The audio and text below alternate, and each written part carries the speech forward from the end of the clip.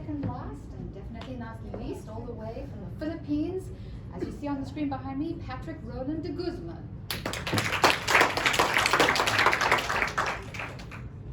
Hello everyone, I'm Patrick de Guzman from the Philippines. I am the inventor of the Marisa turbine. I am currently a law student and I graduated BA Political Economy. So this is my startup. It is called Saltric.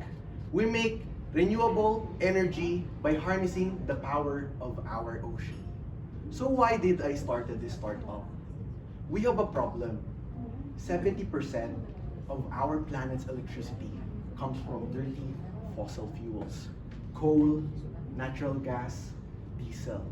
And our alternatives to that does not work 24/7.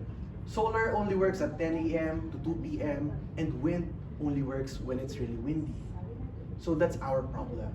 70% of our electricity comes from dirty fossil fuels and our alternatives does not work 24/7. So what is the solution of Saltric? Obviously, 70% of our planet is the ocean.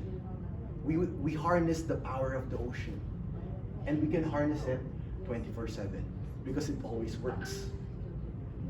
So this is the story of reinventing the future of energy.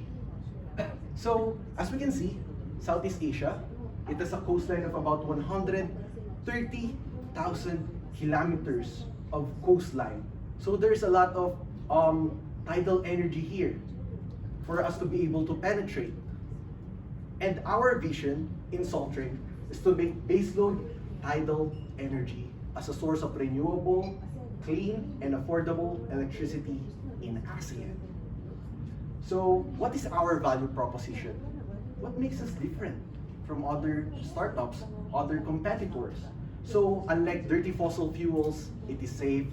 Unlike expensive nuclear, expensive geothermal, which our country cannot afford, it is more affordable. And unlike solar that only works at morning and wind that only works when it's windy, it is limitless and trustworthy because the rivers are always there. So safe, affordable, limitless, and trustworthy. Saltric. So this is our invention, the Marisa turbine. I started at 16 years old. So let me show you this prototype. This is called the salt panel. So why did I make it? Why did I name it Marisa turbine? So let me share to you a personal story. So this is my mom. Sadly, she passed away last year. So and I'm thinking, what is the best name for my turbine? And then I search on Google, what is the meaning of the name Marisa? And then coincidentally, it means of the sea in Latin. So I named it Marisa turbine, turbine of the sea, to continue maybe the legacy of my mom and to be more inspired to do this because this is a personal journey for me. So this is my version 2. So I make it larger. I was connected to New Energy Nexus Philippines, and they gave me the connection and the money to make this one version 2 turbine. And then we tested it, so we find the inefficiencies in the system.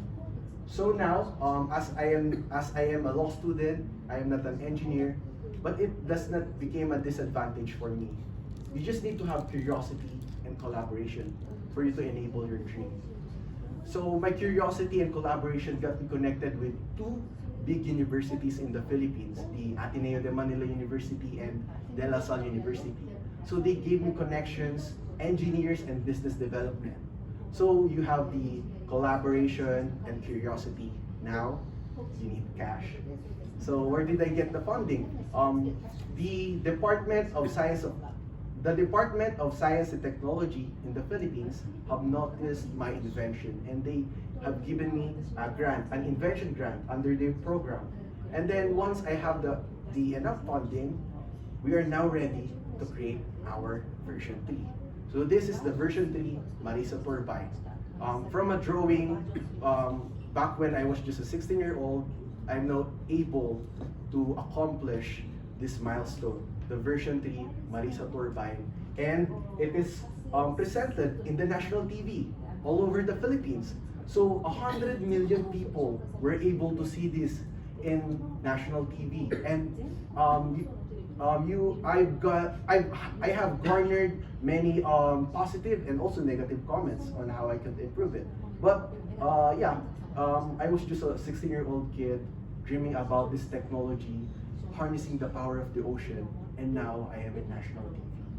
So yeah, I think it's very inspiring and motivating for other students. So this is me, Entrepreneurs Organization Philippines. They've sent me here. That's why I am here today. So they've got connected me with coaches, mentors, and networks to be able to empower me to create this kind of technology. So the question, I know you have the question, how does it works? It works by, it has 3 steps. This is the Marisa turbine. First, the movement of the ocean spins our turbine, and then it generates electricity in its generator. And once electricity is generated, it is now sent to the island for powering mobile phones or even homes. And now we say, let there be light. So there was light. So where will we put this product? Locally, in the Philippines, we currently have a problem. There is a Mindoro Island in the Philippines, which is powered by mostly diesel power plants. And diesel is imported from another country, making it expensive, and also it is a fossil fuel. But luckily, Mindoro has lots of rivers and lakes, moving rivers and lakes to enable our tidal turbine.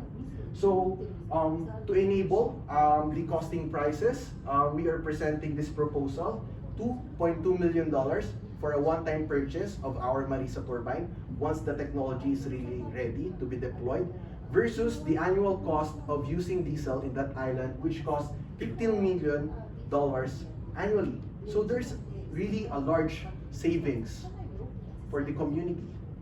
Imagine how many opportunities, how many communities will you be able to empower by enabling this renewable technology, by harnessing the free water, flowing water in the rivers and lakes, compared to importing diesel that is expensive.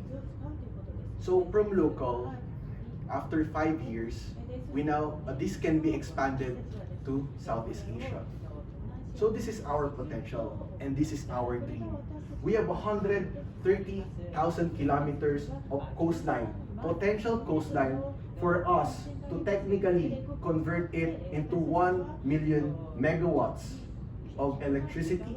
And that amount of electricity could power the whole of Southeast Asia's demand. So maybe, maybe it may sound impossible, but technically it is possible. So this is my life journey. I started at 16-year-old with a recyclable tin can. I painted it, I coated it, and then I charged my phone, and then I got connected with networks, with people, because I am curious and I want to collaborate, and I got the cash. And today, I have my version 3 tidal turbine named after my mother. So everyone, this is Saltric, my startup. Together, let us see the future of energy. Thank you for listening to my life journey. Thank you so much. Fantastic. Judges, over to you. Thank you very much. It was amazing. I'm curious a little bit more about the technology. So you talked about the coastline. So is that tidal currents that you're tapping into? But you also mentioned rivers. So can you talk a little bit about where you're deploying this and how it's capturing? So this technology is pretty modular. You could customize it based on the needs and the amount of water that is available. So there are lots of rivers in the Philippines because we are an archipelago. So you can deploy there a small turbine to generate maybe about 2 kilowatts of electricity, enough to power 4 Filipino households. But if you are able to really garner a huge amount of money, we could also put it in our tidal straits in the Philippines, because we have tides coming from Pacific Ocean coming into the different to the insides of islands of the Philippines. Yeah. So the tiny version could be deployed to rivers and lakes, and then if you are able to be developed into a huge tidal turbine, it could be deployed in tidal straits. So yeah, that's the potential that we see because we have lots of water. Very, very interesting, and actually tackling a very important problem at the moment that we all struggle all over the world to solve. How far is the technology from being viable? So we are now testing, and a known company in the Philippines, Aboitiz Power, we signed a technical exploration program with them because this is a business to business startup. We sell to energy developers to enable our technology. Maybe we are next year, our target, 2025 quarter two, we should launch our 2 kilowatt turbine to power a community in Mindoro because it is an off-grid community.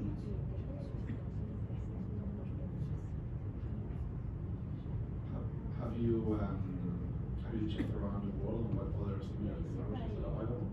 Yes, there are similar technologies in the world, but most of it failed because they created a larger tidal turbine, and the cost of it is really expensive. And once you don't have enough funds to really continue the development, the R&D of it, the company will go down. So our approach is basically we are bootstrapping. So we started from small and then we scale up from what we've learned. And that is one of the most important things that I've learned as an entrepreneur. You started from small and then you go big if you think that it is ready. And you also ask industry experts because you cannot do it alone. How does your law studies help you in your business? Okay, so pretty interesting. In our country, in the Philippines, you know, we are a third world country. There is pretty no regulation enabling offshore wind. Maybe in the first world countries, there are regulations, frameworks for offshore wind. But in our country, we don't have one. And in my law studies, we study the natural and environmental law. So by studying law, you get a perspective of what are the potential problems, hurdles, and regulations that you need to address first before you can launch this. Because you cannot just put a tidal turbine there. The community might get angry. Why did you not consult them? And the environmental law in the Philippines requires that you consult the local government and the community that will be using the product. And I think that's my advantage compared to other entrepreneurs who are doing the same kind of technology. By studying law, we are integrating our team of engineers and regulators to really enable this at a scale. Why this business and not being a lawyer? So I think that being a lawyer, you are teach in the university to think critically and to also listen to people. It is integral in being an entrepreneur. You must not limit your knowledge to only learning engineering. You must learn how would you survive in the world. What are the systems placed in the world? Because you cannot survive by just curiosity. You need to collaborate with people. And doing it right, you must know the law. What are the laws that would enable for you to collaborate and to launch that product? Could you talk a little bit about the team? Okay. You're not an engineer yourself, who's doing a lot of the technical work. So I will show you our team. So I got connected with the two big universities in the Philippines. They gave me 2 engineers, a mechanical engineer, a materials engineer, and also a business development officer. And also they have provided me coaching for for talking to people, because it is important that you connect with people. So we have great engineers. They are also became my friends, because you need to have an emotional connection for you to be able to work together. You cannot just work because there is money in there. You need to make them feel that it is a family and you are a team in realizing this vision. And I think we are a harmonious group because I am studying law and they were on the engineering side. You know, we may clash at some ideas, but we are getting there. Thank you for your presentation. So I remember that you shared with the company's values that makes the company different with your compared to your competitors. But I just want to know what makes you different as an entrepreneur and as a leader itself. Okay, I think that entrepreneurship, I will tell you a personal story. I think that entrepreneurship is really a humbling experience. Once I started at 16-year-old, so I don't know anything about engineering. I just watch YouTube videos. I bought books regarding engineering. And after reading it, I think that, oh, I can do all of this. I am pretty egoistic. I am up here. But when I meet the industry experts, my friends, the engineers, they brought me down to earth by keeping me my feet on the ground. So I think the advantage or the development in me is entrepreneurship teaches me that you are a student. You must always learn. You must be humble enough. Because if you have pretty high ego, you won't learn because you won't listen to people. It is really important to listen to people because your opinion, maybe your opinion matters, but a collective opinion, it is the thing that makes our world go round. It won't go round if you're just dictating people what to do, if you're micromanaging them. Any last questions?